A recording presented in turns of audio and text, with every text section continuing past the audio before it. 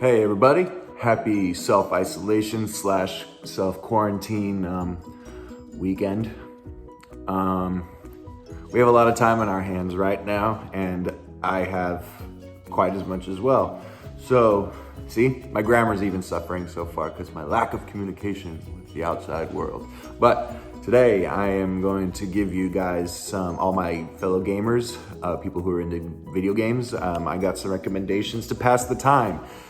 These are going to be across a few platforms, so I got some stuff for PlayStation, Xbox, and the Nintendo Switch.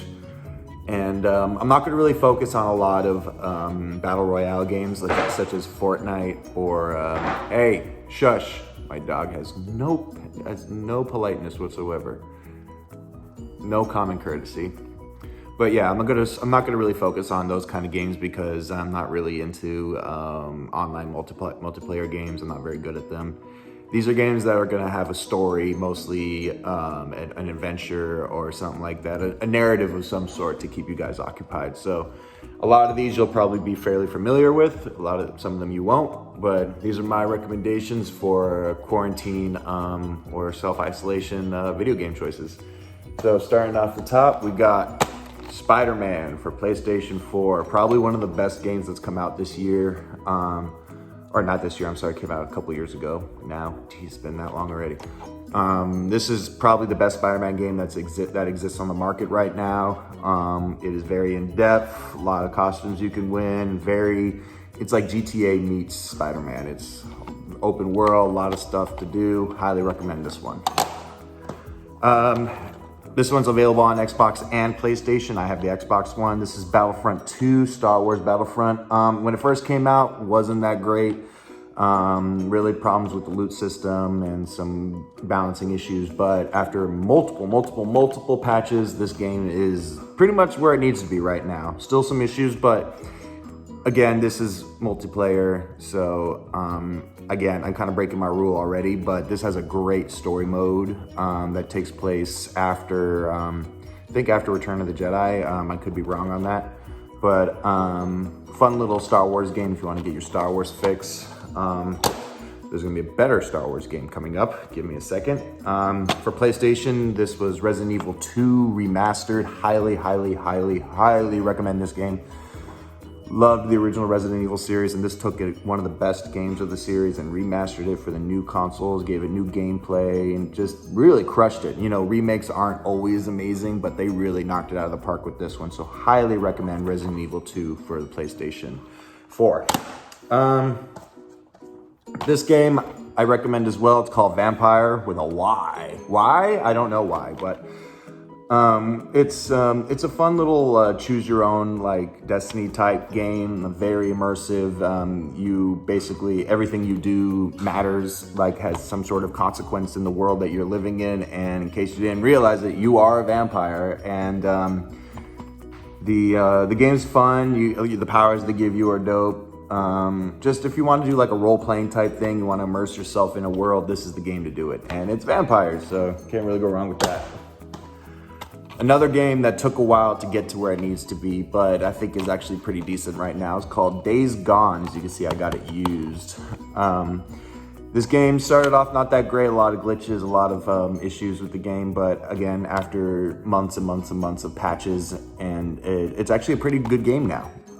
It's one of those post-apocalyptic world games. You're fighting not zombies. I guess they are zombies, but I mean, everybody likes to put their own little spin on the zombie variety. So you play, basically, you're pretty much this dude who runs around a post-apocalyptic world on a motorcycle trying to make his way in the world. So yeah, it's a fun one. Not amazing. Definitely in terms of your zombie games, there are better ones, but fun one to pass the time. Assassin's Creed fans, I got Assassin's Creed Odyssey. This one was fun because I've always been a huge fan of like old Greek fables and whatnot, like the Hercules or Odysseus or something like that. And this takes place during all that stuff, during Odyssey, Homer's Odyssey. So if you like your Assassin's Creed games, want to fight Spartans and all sorts of crazy creatures from those fables, this is the game for you. And of course, you can't go wrong if you want to do cowboys and Indians, bang bang, shoot 'em up. Can't do wrong with Red Dead Redemption 2. This game was a little slow for me. I know a lot of people loved this game. There was a lot of crafting, a lot of horse riding, a lot of stuff that kind of gets a little dull after a while. But people like that thing. I mean, that's one of the reasons why I'm not a huge Zelda Breath of the Wild fan. But this one I liked a lot. Other than that stuff, even other than the horse riding, other than the like the crafting of goods and whatnot, it's a good cowboy game. Really immersive. You could spend days upon weeks and not even crack open the beginning of this game. So definitely something for being quarantined. Let's see what else we got. RPG fans, but somebody who's not trying to get super into RPGs, somebody who's not trying to do Final Fantasy or something that deep. This is the game for you. It's called South Park: The Fractured Butthole, and they actually did a great job with this game. It really feels like you're playing a South Park episode. You create your own character. You're fully immersed in the South Park world. It doesn't look like you're playing a video game. It looks like you're legitimately living in a South Park episode. All the voice actors are there. The Trey Parker, Matt Stone wrote the game, so it feels like it's a great South Park experience and great RPG elements. Great take on the superhero movies that have been coming out recently, so highly recommend that one. Fighting fans, can't go wrong with Dragon Ball Z Fighters, or Fighter Z. I don't even know if that's the right pronunciation. It's a great callback to old like Marvel vs. Capcom or Street Fighter titles, but with Dragon Ball Z characters. It's got a huge library of characters now with DLC and whatnot. It's just a fun arcade style beat 'em up. Got a story mode in as well. Of course, that's why I get these games, because I like story modes in fighting games. So another good one. Another good fighting game. Ooh, getting to the good stuff now. We got Injustice 2. Injustice 2. So if you want to take your favorite DC superheroes along with some guest stars such as the Ninja Turtles or Hellboy, this is the game for you. It's made by the same guys who made Mortal Kombat. It's pretty much the same gameplay as Mortal Kombat, but with superheroes. You get to fight as Batman, Superman, Wonder Woman, the Joker, Harley Quinn. Actually, Joker's not in Injustice 2. He was only in Injustice 1. But Harley Quinn, Swamp Thing. Fun little, and great story mode. Great story mode with this game. Let's see, what else can I recommend? Okay, here we go. The best Star Wars game out right now, Jedi Fallen Order. If you have not heard about this game yet, I highly recommend getting it. This game is phenomenal.